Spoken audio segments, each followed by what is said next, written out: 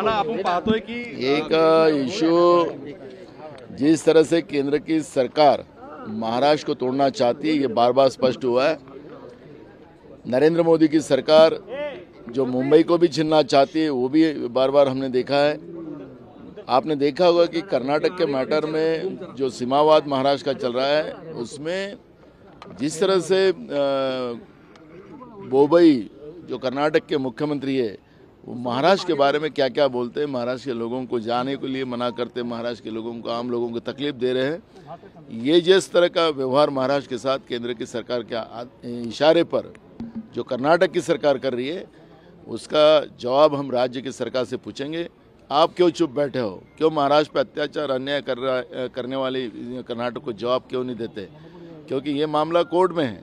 Court में मामला होने के बाद भी बोबई जिस तरह का वक्तव्य कर रहे हैं, उसका हम निषेध करेंगे और विधानसभा में राज्य की ईडी सरकार को जवाब लेंगे। सर, 2 दिन पहले एक सीरियल एक्टर तुनिशा पर लगातार बीजेपी की तरफ से गिरीश महाजन जी ने कहा है कि ये लव जिहाद का मसला है। किस तरह से देखते हैं? इससे पहले देखो, बीजेपी मूल मुद्दे को डाइवर्ट करने के लिए हमेशा मुस्लिम और हिंदू का झगड़ा लड़ाने का उनका कोशिश रहा है।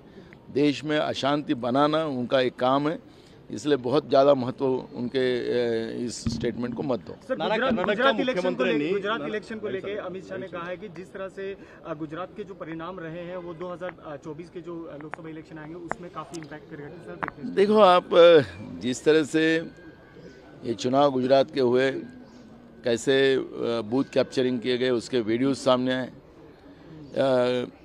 वोटिंग को कितना समय लगना चाहिए एक वोट करने को, लेकिन आधे घंटे में कितने वोट हुए, उसके बारे में भी हम लोगों ने चुनाव आयोग को कंप्लेंट किया है। तो जो लोकतंत्र को, लोगों के वोटों को कब्जा कर डरा कर जो वोटिंग हुआ है गुजरात में, अगर वो 2024 में पार्लियामेंट में करना चाहेंगे तो वो होगा नहीं, और वो रिजल्ट भी नहीं आएगा। जो वो सपने में, तो सपने में रहने दो। लेकिन जो विधानसभा के चुनाव में गुजरात के जिस तरह से बीजेपी ने एक तरह का लोगों को डरा धमका कर उनके वोट खुद मारे हैं, उसके वीडियो सामने आए हैं। तो ठीक है, मैंने उस दिन भी कहा रिजल्ट आया 2024 के जो लोकसभा के चुनाव आएंगे, उसमें गुजरात में बीजेपी का सुपड़ा साफ होगा।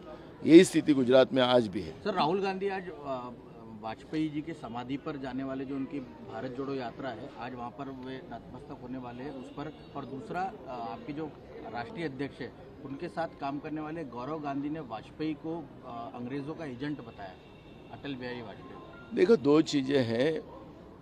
गौरव ने क्या कहा मुझे पता नहीं, लेकिन राहुल जी ने भारत जोड़ो यात्रा में जो प्यार का संदेश देने का काम जो किया है, वो देश के युवाओं ने, देश की जनता ने उसको अप्रिशिएट किया है। और इसलिए बड़े पैमाने में राहुल जी की पदयात्रा में युवा और आम पब्लिक भी और बुजुर्ग भी उनके साथ जुड़ते गए। और आपने देखा है, जब भी अटल जी का जब मामला आता था, जब अपोजिशन में भी अटल जी थे, जब पाकिस्तान का मामला हो, चाइना का हो, अमेरिका में जाना हो, तो तब भी कांग्रेस की सरकार उनको आगे कर उनसे वार्तालाप उन देशों से करने लगाती थी। अटल जी ने हमेशा इस देश को तोड़ने का काम नहीं किया, इस देश को जोड़ने का काम किया। और इसलिए अटल जी आदरणीय है, क्योंकि आखिरी राहुल जी जो मकसद लेके निकले हैं, उसमें अटल जी का भी विचार उसमें है। और इसलिए एक ऐसे शांति दूत के समाधि पे अगर राहुल जी जाते तो गलत नहीं। सर, मराठीमध्ये